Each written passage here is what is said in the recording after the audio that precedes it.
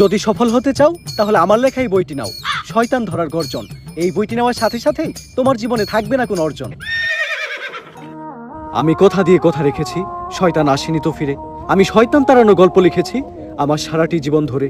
আমি অন্ধকারে মোমবাতি জ্বালিয়েছি, তবুও পাইনি ভূতের খোঁজ। আমি ভূতের অপেক্ষায় ছিলাম, ভূত নিজেই হয়েছিল নিখোঁজ। শয়তান ধরার গর্জন, পৃষ্ঠা নাম্বার চুদলিংপং।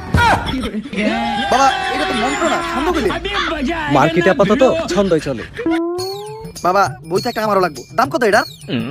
মাত্র 1000 টাকা। 1000 টাকা দিলে আর কিনুম? 1000 টাকা হাতে নিয়ে ভূতরে ডাক দিলে ভূত নিজেই চালতে আয় পড়বো। 1000 টাকা দিয়ে বইয়ের দাম, এই বইয়ের বিশেষত্ব কি?